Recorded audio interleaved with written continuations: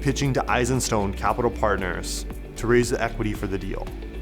The site is incredibly complex, so you'll have to come with innovative ideas and pitch it to the investment committee. In the latter part of the 19th century and the early 20th century, St. Louis was one of the largest and most powerful cities in the United States. So St. Louis, the colonial village, was founded in 1764. And before that, there were lots of people living in the area, lots of different indigenous groups, Europeans, and there were little small villages across the river. But it's in 1764 that the village of St. Louis is founded.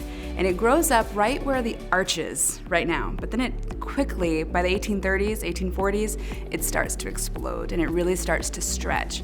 And so it wouldn't be too long after the 1830s, the 1840s, 1850s, that area north of where the arch is right now starts to take hold, and it becomes an industrial center. And it's a place where there are large factories, there are grain elevators, there are trains coming and going, there are people living right up against the river.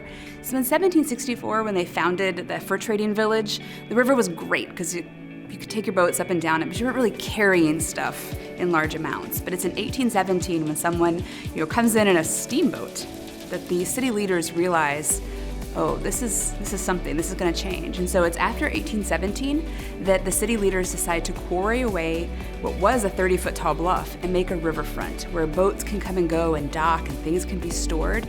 This site has an interesting proximity to another big piece of St. Louis history, and that's the Eads Bridge, which is sitting just a little bit south of this site. And the Eads Bridge is what opens up St. Louis to the rest of the country when it comes to rail traffic, right? And it's able to connect us across the river.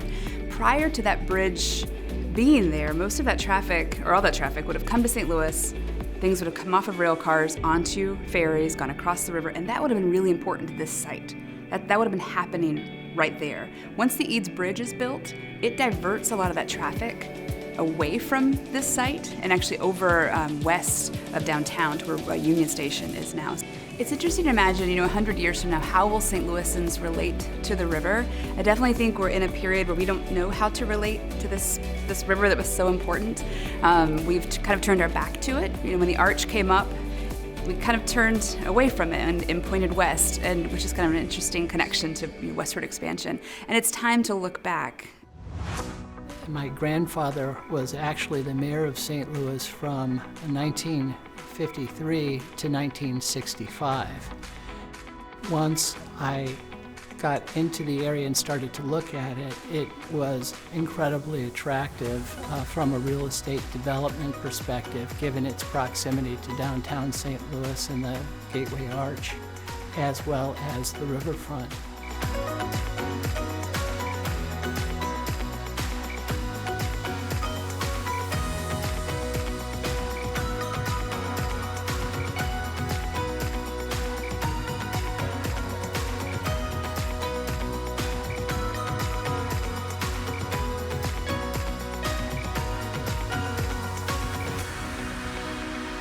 There are some site challenges associated with the area. The area has virtually been abandoned for the past 50 years, so the infrastructure is virtually rotten. The arch is absolutely my favorite structure in the world. It's just so absolutely beautiful. The Eads Bridge, which is right next to this site, is the first steel construction in the world. And it's absolutely gorgeous. So this new district, as you mentioned, includes downtown, north of downtown, the site we're looking at here, and some neighborhoods that are really, really stable and historically, very, very successful, and still are. Lafayette Square, Soulard, Benton Park, etc. But our downtown, while it's absolutely gorgeous with such incredible architecture and historical relevance, is really challenged.